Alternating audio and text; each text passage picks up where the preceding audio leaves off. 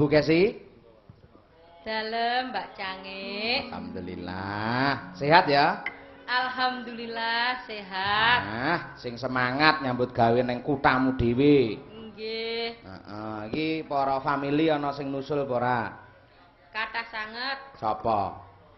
Bulik kula lan Pak Lek kula Hmm. saking Bogor ugi dugi mriki. Loh, Tebih-tebih saking Bogor. mau arep mresani wayang? Nggih. Wah, luar biasa. Timbang adu-adu omong ngono kok nanggap dhewe lho. Ngene iki ya transporte wis pira? So lek mantokne pundi Pak Sayuti? Oh. Wayangan lho ya ning Oh, Bogor. Pak Sayuti to? Heeh. Ya syukur luar biasa. Mbah Wagiman ora nusul? Bahwa gimana mbok menawi nusul ning wonten wingking kula mboten dereng ngertos niki. Kok neng mburi apa? Njiki ngono ya? Kok njiki? Ya ora pancen ya senengane nang mburi ngatekke pakeliran. Heeh. Duh, putramu wis pira saiki? Alhamdulillah sampun manak ping kalih. Wah, kaya sapi ya manak. Mula awakmu saya abuh. Biyane mung kloyat cilik ireng bekisik. Ayo, Lho, saiki. aku saya abang ngene kan sampean mosok ya lali. Apa? Iki gara-gara lek mau ngompo kebanteran ya ngene iki. Aja caturan sing ora-ora kene ning masjid Kenyataane ya ngono ae ngompo. sampean ngelokno aku lemah lemu kok. Ning malah apik kok nduk lemu ngene ketok subur, ketok yen penggali tentrem merga Amin. tidak terlalu apa kuwi jeneng abot pikirane nggih mikir keluarga, perkara bojone lunga ning endi-endi ora usah dipikir, Enggak. perkara sing lanang dolan ning endi-endi ora usah dipenggalih. Kuwi engko ning awak iso kepenak, iso subur. Perkara sing lanang dolan-dolan karo cah wedok sapa wae, nangger kok jareke ae, sampean dawa umure engko tenan. No comment. No comment. Ya pancen ya kudune ngono kok ya. Merga yen nganti cemburu buta, iki mengko sampean padha karo nyiksa awake dhewe. Ora, sampene tak cemburoni apane. Lah Alah iya. biyen lek gandrung karo aku direwangi bebeki ning entrong ngono, Mas. Alah sing gandrung ya sapa kuwi mbok eling. Arep entuk aku boh lek mutorok kono kae. Sawah sapi dol kabeh. Ha iya, ora perlu ngeling-eling lakon sing kawuri sing bagus saiki ngomong karo anak, ngibarke Iya. budaya. Siap. Anakmu sing mbarep umur pira, Nduk? Anak kula sing mbarep umure 2 tahun mengke tanggal 4 Desember. Heeh, nomor loro umur pirang tahun? Nomor 2 umur meh 6 wulan niki. Lho, jarake kok cedhek men to, Nduk? Nggih kedusulan kok, Ek. Dusulan.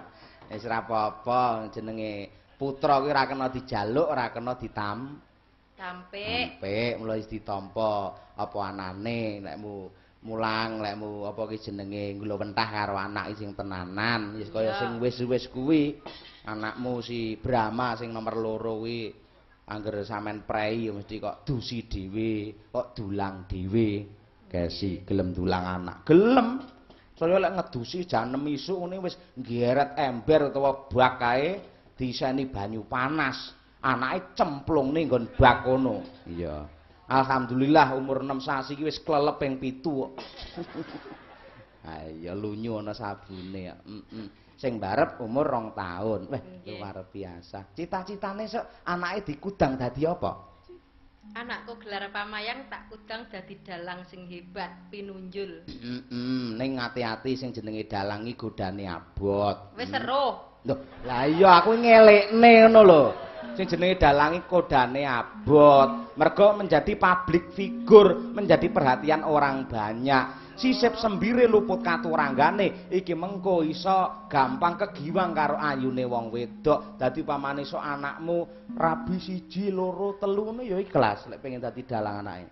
Anakku. Heeh. Yo aja to, sitok ae kaya bapake. Heeh. Sampeyan lek yo go sitok aku to. Heeh, sitok ning Entrang, sitok ning Malang, sitok ning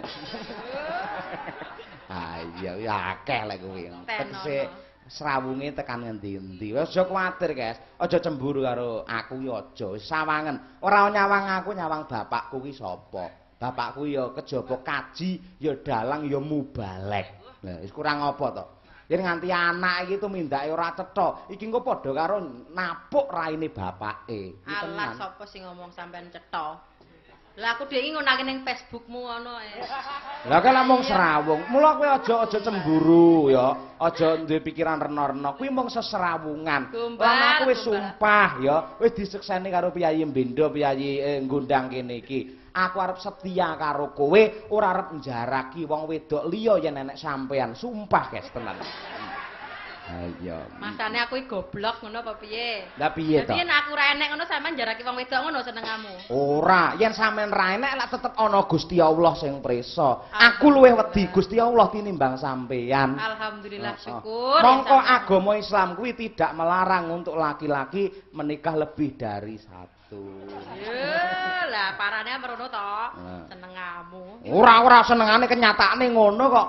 Mergo pancen ya angon karo sejarah. Mula sampean aja sok maido anggere nek wong lanang wayuh. Wah, wong lanang kok ngono wuyah wayuh, rabine klek siji aja muni-muni ngono kuwi. Kuwi untuk keseimbangan dunia, guys. Ya kuwi kanggone sampean wong lanang, apa wedok ya ora gelem dikonoke. Lho kok sik iki engko yen nganti wong lanang ora rabi luwih kok siji, sing rugi ya wong wedok. Sebab apa? Manut sejarah Gusti Allah ki nitahke menungsa loro, ya kuwi Adam karo Hawa.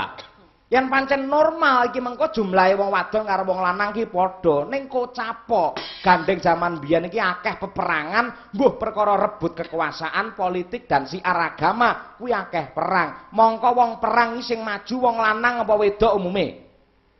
Wong lanang. Nah, mergo akeh wong lanang sing maju perang, mongko sing jenenge perang lupute lara terus mati. Mergo akeh wong lanang mati dadi korbane perang, akhire jumlahe wong lanang karo wong wedok kuwi akeh wong wedok. Mula yen nganti wong lanang siji rabi wong wedok siji, iki engko wedoke turah, ngerti ora?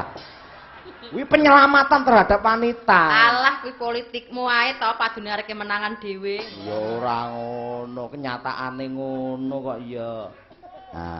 Ya coba nembango. Nggih, tombo kangen. Nembang napa? Lho, caping gunung dawuhe Pak Nata, ngendikane Pak Gita ngono kok ya.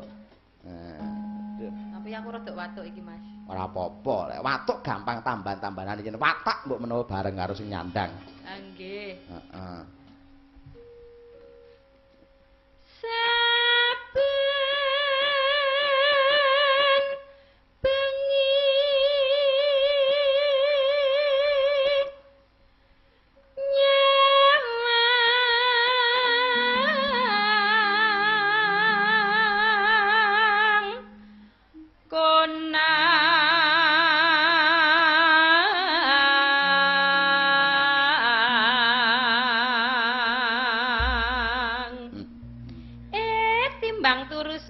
Weh, enek apa lho, Nduk? Ayo nonton wayang. Nang ngendi?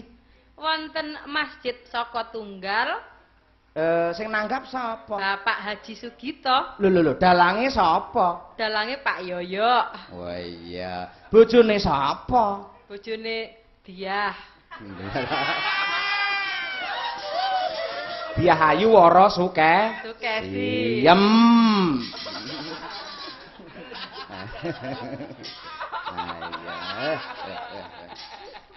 Elok cerdas. Yen mamajeng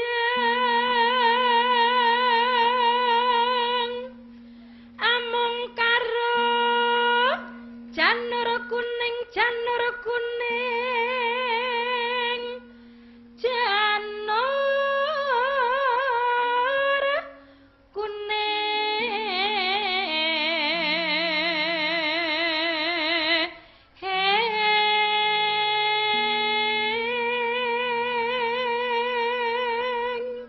jam 12 awan kae nyetel radio ning ngarep omah delalah caping gunung sing nembang kesi. Wis rokoke cemawis rokok tingwe kae, kopine kopi kentel, nyamikane gedang goreng anget. Udan deres terus sambar mbledhek. Bar.